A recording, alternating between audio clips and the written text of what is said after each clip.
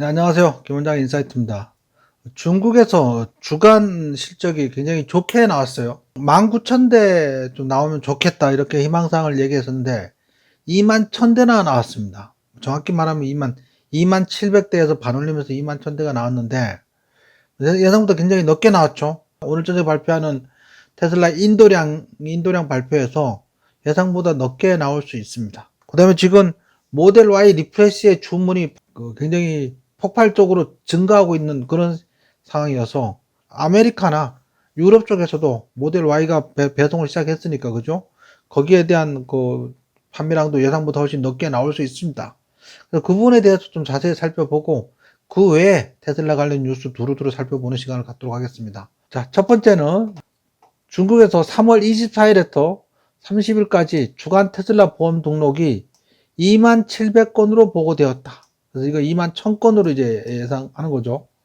이거는 이제 지난주 대비는 21% 늘어난 수치. 지난주에 이제 17,000건이었잖아요. 그죠? 17,500건인가 뭐 그랬던 것 같은데. 그 다음에 전년 대비는 20.3% 증가했다. 이번 분기에 가장 높은 주이며 역대 네 번째로 높은 주이다. 주간 판매량으로는 네 번째로 역대급이었다. 뭐 이런 얘기가 되는 겁니다. 24일부터 30일까지 21,000대. 근데 여기 31일이 빠져 있죠. 30일을 집어넣으면 또 알 수가 없어요.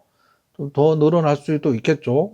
그래서 3월달 들어서 13,800대, 15,300대, 17,400대.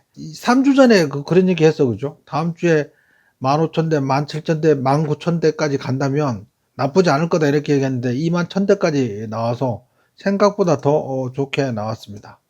그렇다면 이제 뭐 중국 판매량이 이런 거니까 당연히 리프레시 모델에 대한 그 수요가 있을 테니까 미국이나 유럽에서도 더 늘어났을 걸로 그렇게 보여집니다. 바이올렛 색이 2025년 1분기 여기까지는 괜찮았어요. 분기가 꼭 13주인데 한 달간은 괜찮다가 갑자기 2월 들어서 급감하면서 이제 1800대로 확 줄었어요.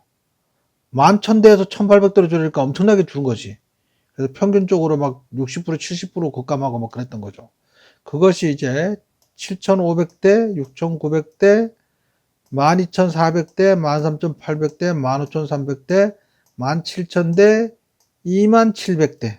굉장히 이제 월말이 되면서 주간 판매량이 급증하고 있습니다. 자, 요거는 이제 누적이죠.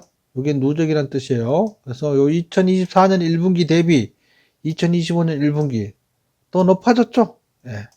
13만 6천대. 13만 6천대로 더 누적으로 더 높아졌습니다. 작년 1분기보다 더 높아졌다는 뜻입니다. 1년이 52주야. 여기 하나가 1주야, 1주. 13번째 주니까 분기 말인 거지, 지금 분기 말. 요 색깔 빨간색이 2025년 누적, 노란색이 2024년, 초록색이 2023년. 분기별로 따져도 2025년이 압도적으로 많죠? 1분기 실적이. 이 1분기 실적이 이렇게 많았던 적이 언제 있었냐면, 작년 4분기, 그 다음에 그 직전 분기에 이렇게 두 번 정도 이렇게 있었어요. 역대급 분기 판매량이 나왔다.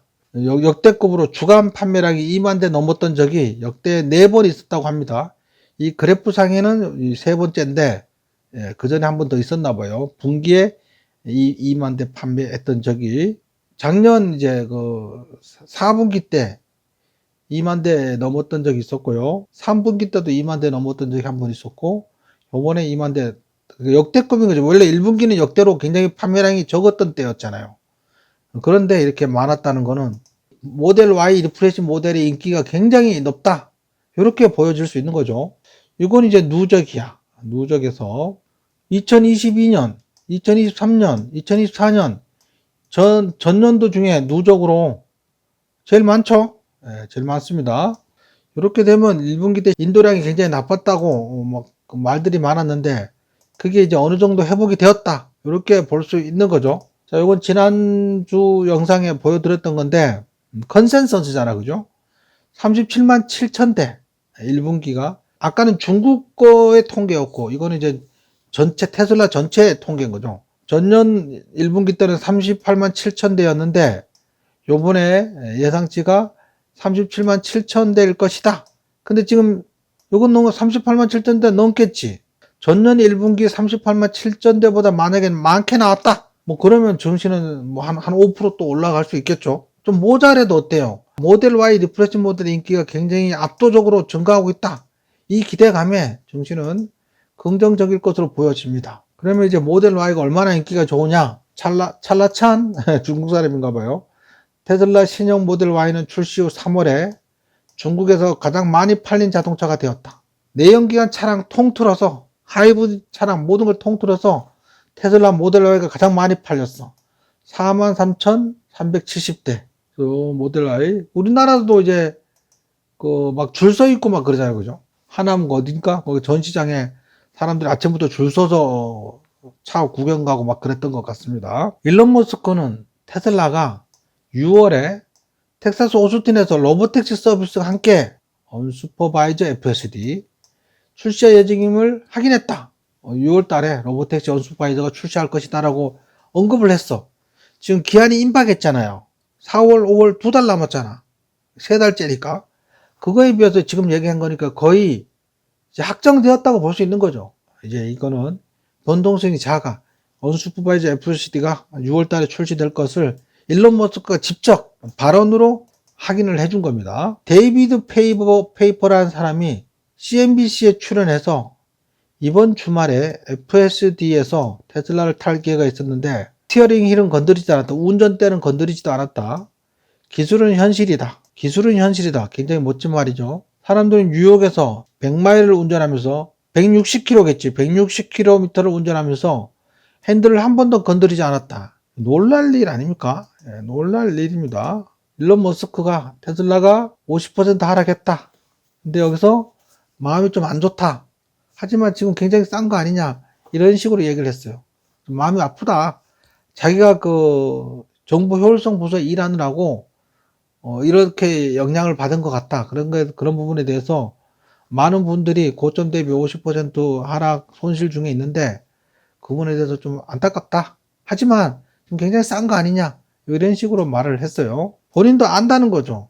본인 알고 인정한다는 이런 사실이 매우 중요합니다. 갈리라는 분이 가끔 나는 2030년대에서 최악의 시나리오를 상상한다.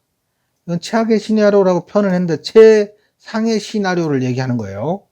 세계에서 가장 큰 회사로 독점적 지위를 갖게 된다면 테슬라가 정부가 강제로 기업 분할을 할 거 아니냐? 그러면 이제 다시 또 오히려 주가가 더 많이 올라갈 수 있다는 거지. 스핀오프, 분사를 하게 돼서 새로 상장하는데 예를 든다면 사이버캡 관련된 회사로 분사를 하나 해야 되겠지. 사이버캡과 FSD 라이센싱 그 돈 받는 그 회사로 세미트럭과 운송 사업을 하나 또 분사를 할 수도 있겠지. 차로 테슬라 그 에너지 사업도 하나의 회사로 분사해서 상장할 수 있겠죠. 로봇회사, 옵티머스 로봇회사로 분사해서 상장할 수 있겠지. 그 다음에 슈퍼차저도 새로운 사업 부서로 해서 기업으로 해서 상장할 수 있겠죠. 분사를 해서. 우리나라 저런 것처럼 삼성 SDS나 뭐 이런 것처럼 전산 지원 관련된 거, 데이터 센터 관련된 거. 그래서 테슬라 도조나 그 네트워크 관련주 있잖아요. 그죠? 코텍스.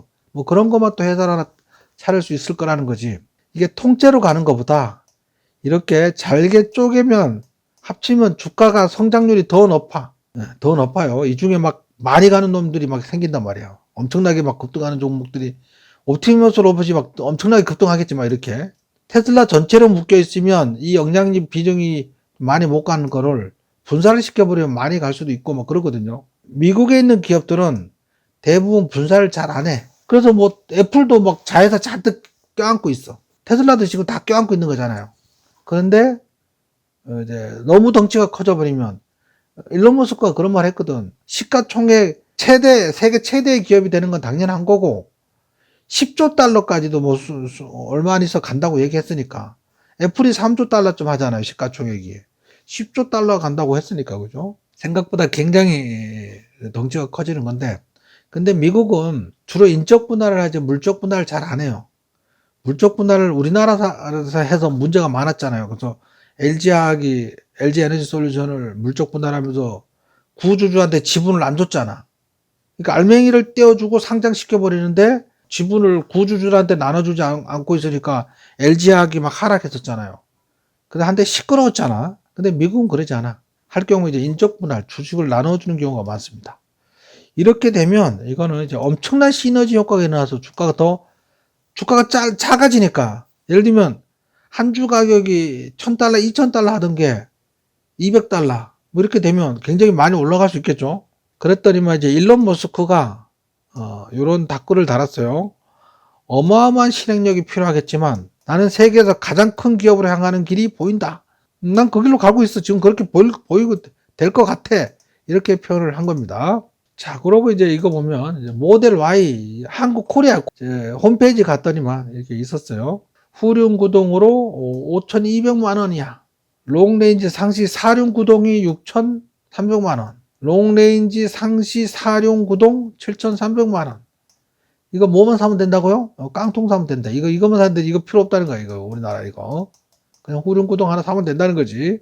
예를 들면 막 속초나 강릉처럼 태백시 막 눈 엄청나게 오는 데 있죠. 그거는 이거 사야 되겠지. 사륜 구동. 그 다음에 로드스터를 또 판매한다고 올려놨더라고요. 로드스터가 생각보다 싸.